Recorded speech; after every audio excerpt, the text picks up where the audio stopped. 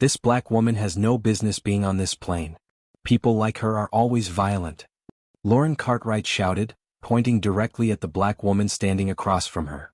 Her face twisted with rage, eyes burning with entitlement. I don't know how she got here, but I am not getting on this flight until she is arrested and removed. She is obviously sneaking her way into first class when she doesn't belong here. Lauren, a white woman who carried herself with an unshakable sense of self-importance, stood there, her perfectly manicured nails gripping the handle of her designer purse. Pure disgust was etched into every inch of her expression. The airport was bustling, packed with weary travelers eager to board their flights. But Lauren's shrill voice sliced through the noise like a razor-sharp blade. Heads turned, conversations halted. Some passengers exchanged uneasy glances, unsure whether to step in or stay away from the impending chaos. Others watched intently, quietly forming their own opinions. And standing in the midst of it all was Naomi Bennett, a young black woman. But Naomi didn't need to raise her voice. She didn't need to argue or defend herself. Her mere presence was enough to make it clear. Lauren Cartwright had just made the biggest mistake of her life. Hello, dear listener. You are tuning in to Soul Deep Stories on YouTube. We hope to bring you heartfelt and inspiring stories every day. And even more wonderful would be knowing where you are from. What time is it in your country right now? Leave a comment below this video so we can share good vibes and spread a little luck across the world together. Now, let's dive into this exciting and thrilling story from start to finish.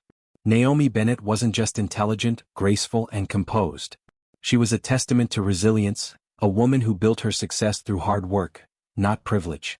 Yet to the untrained eye, to those blinded by their own assumptions, she was just another ordinary passenger. And that was exactly how Naomi wanted it to be. Naomi Bennett didn't need extravagant outfits or sparkling jewelry to prove her worth. Dressed in a simple yet elegant travel ensemble, she had no desire to flaunt her wealth or status. In fact, no one on that flight had any idea who she really was. No one knew that she was the CEO and chief board member of one of the most successful airline companies in the country. Naomi had never been the kind of person who sought validation from others. She had spent years abroad, and even the airline's own employees didn't recognize her, except for the board members. She rarely attended meetings, often sending a representative in her place. But this time was different. A week ago, Naomi returned to the country and she made a decision to fly on her own airline anonymously. No special treatment. No privileges. She wanted to see everything firsthand, to witness how passengers were truly treated. Because she had seen it before, the bias, the discrimination. She had watched people being judged based on how they looked, how they dressed, and how much others assumed they were worth. But Lauren Cartwright didn't know that. Lauren, a woman who walked through the world as if it belonged to her, wealthy, entitled, and utterly arrogant. She had spent her life controlling the spaces around her, bending reality to her will. And the moment she saw Naomi standing in that boarding line, she didn't hesitate, she didn't think. She simply decided Naomi didn't belong. Lauren had built an entire life around one belief, that she was superior, that she deserved more, simply because she was white. That people like Naomi needed to know their place. The first-class boarding line moved smoothly. Passengers adjusted their bags, checked their tickets, made last-minute phone calls before stepping onto the plane. And then there was Lauren Cartwright, standing at the front of the line, scanning the crowd with an air of entitlement. And then she saw Naomi. A simple outfit. No designer labels. No flashy jewelry. No visible signs of wealth. To Lauren, Naomi didn't belong here. She barely glanced at Naomi's face before making up her mind. She was certain she had just spotted an airline employee who had no business being in this line. And without a second thought, she acted. Lauren Cartwright didn't hesitate. She didn't second-guess. She didn't ask a single question. She simply gave an order. Hey you. Naomi Bennett turned, her expression neutral, her gaze unreadable. Take these bags and load them properly. And be careful, I don't want a single scratch on my luggage. There was no question in Lauren's tone, only expectation. Nearby passengers froze mid-conversation. Some exchanged uncertain glances, others quickly looked away, unwilling to get involved. And Naomi? She didn't react the way Lauren expected. No hesitation. No confusion. No awkward fumbling. She simply looked at Lauren, calm, unreadable. Then slowly she smiled. I'm a passenger. Just like you. Her voice was steady, effortless, as if the situation was barely worth her attention. Lauren hesitated for a split second, then let out a short, dry laugh, sharp, disbelieving. Oh, come on. We both know that's not true. Naomi said nothing. She simply held up her boarding pass and waited. Lauren's irritation turned into impatience. She stepped closer, lowering her voice but not softening its venom. I don't know what game you're trying to play, but you're in the wrong line. And, true to her nature, Lauren did what she always did when she wanted something handled. She waved over an airline employee. Within seconds, a flight attendant approached. Sarah, young and professional but clearly tense about being dragged into whatever this was. Is there a problem, ma'am? Lauren let out an exaggerated sigh, flicking her hand toward Naomi as if discussing lost baggage, not a person. Yes, there is. Nearby passengers pretended not to listen, but they were listening. Lauren continued, speaking as if Naomi weren't standing right there. This woman is trying to board first class. I don't know how she got here, but I think she's confused.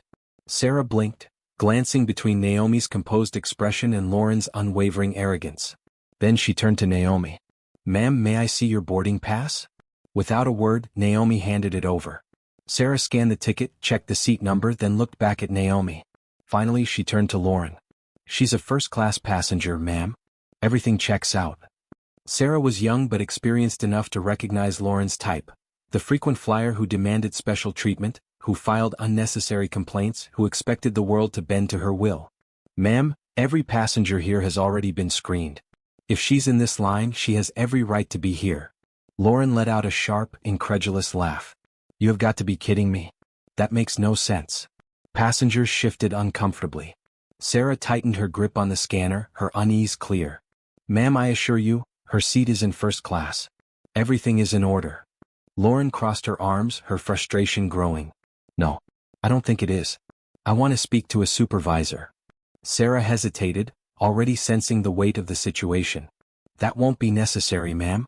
She's a confirmed first-class passenger. Now, if you'll excuse us, we need to continue boarding. Lauren froze.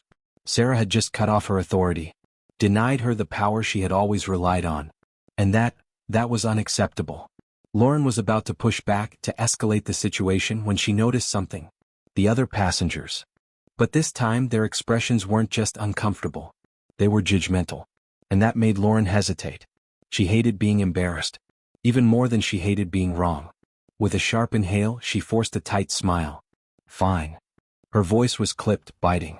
But for now she backed down.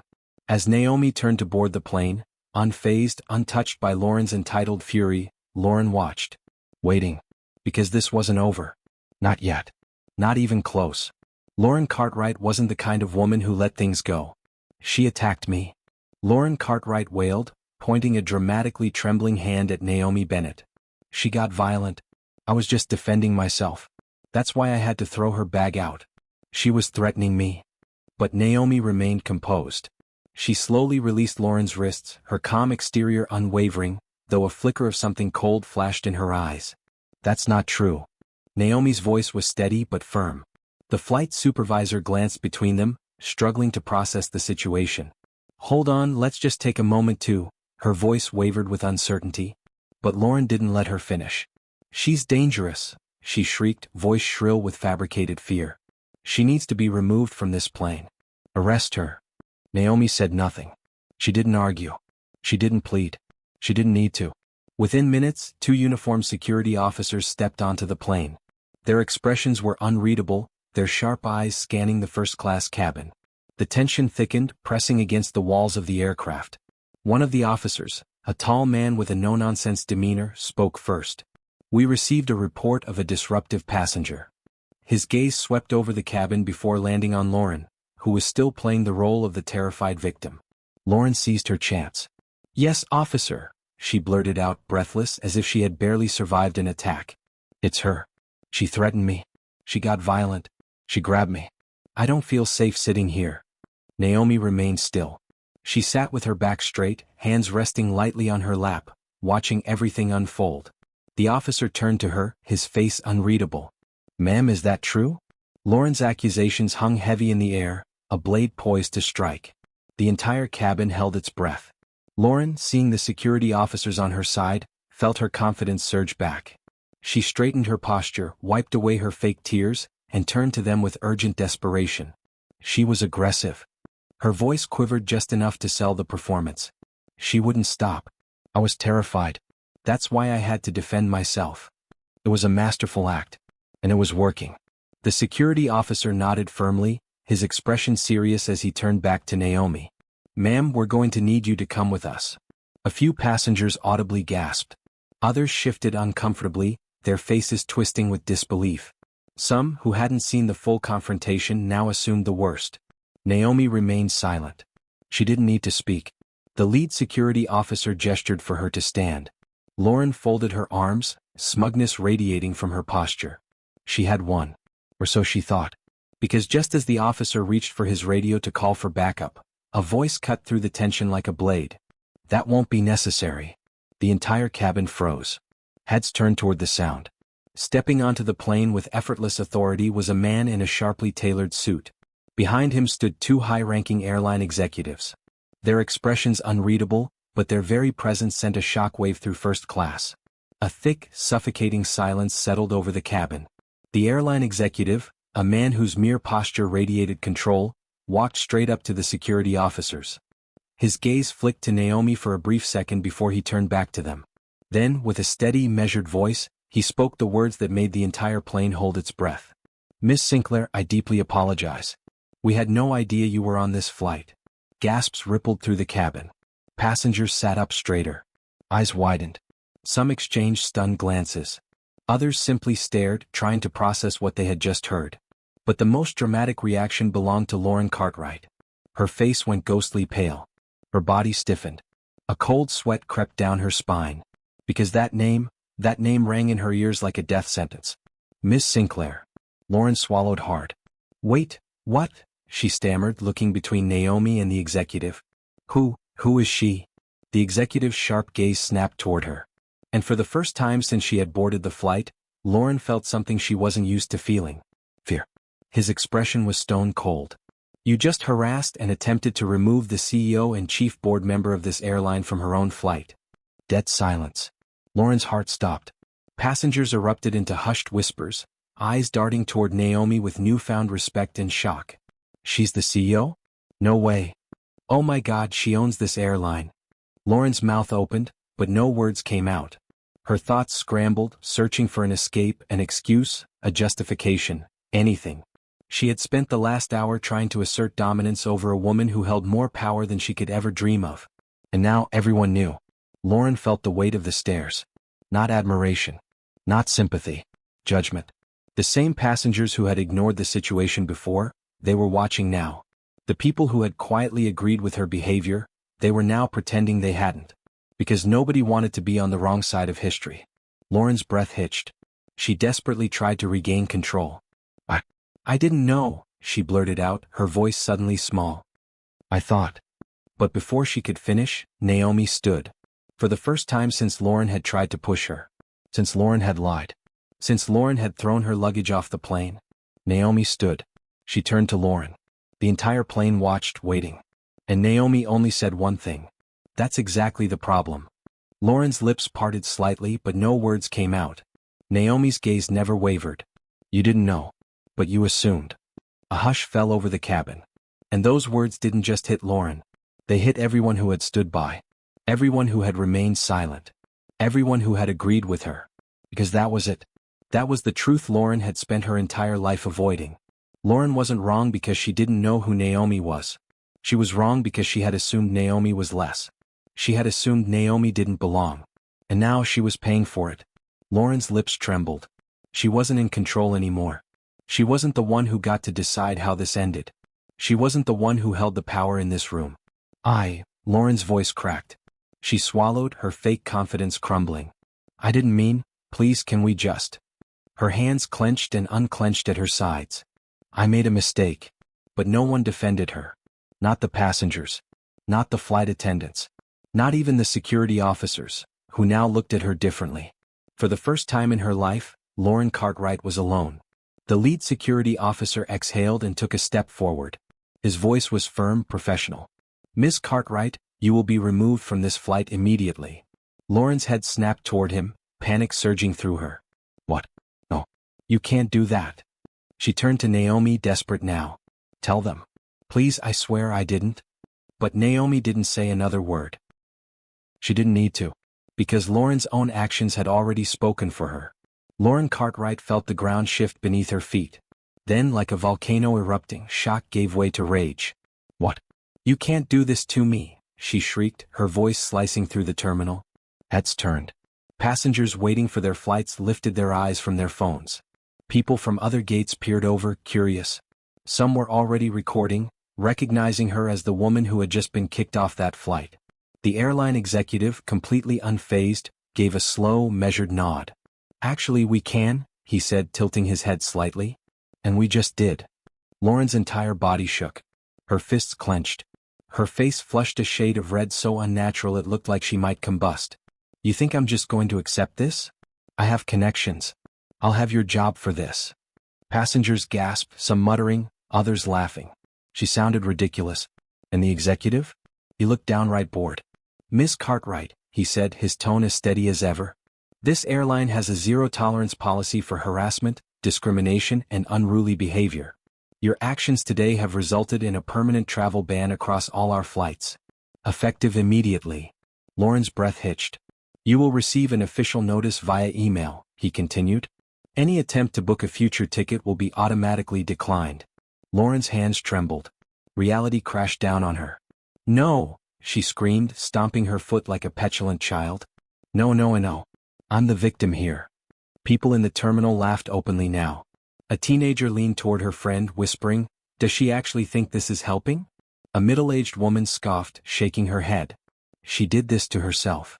And the video? It was already spreading. For the second time that day, Lauren Cartwright had orchestrated her own downfall. And this time there was no recovering from it. The executive exhaled, clearly done with her tantrum. He turned to security. "Please escort Miss Cartwright out of the terminal." Lauren gasped, horrified. "No. You can't. I have a flight to catch. I have places to be."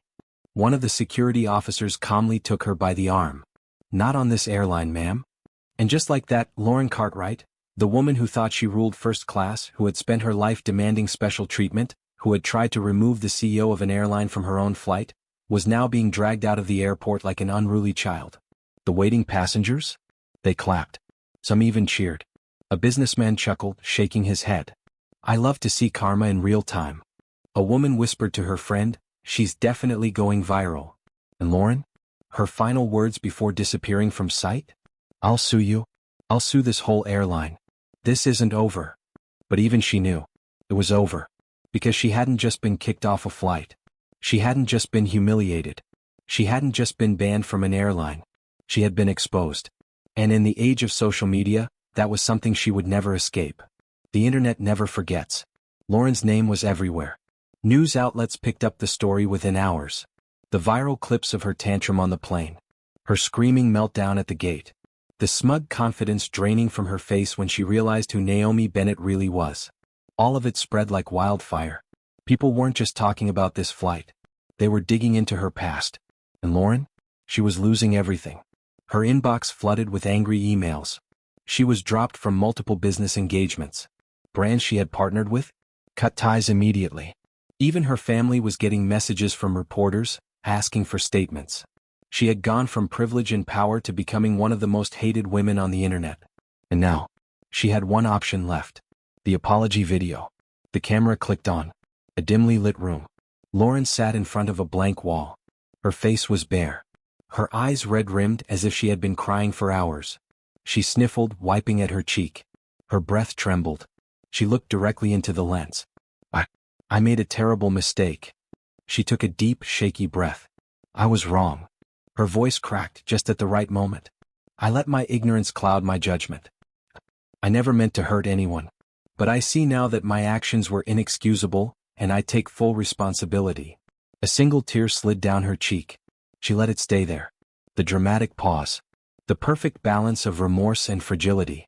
She had studied apology videos before. She knew exactly how to make herself look like the victim.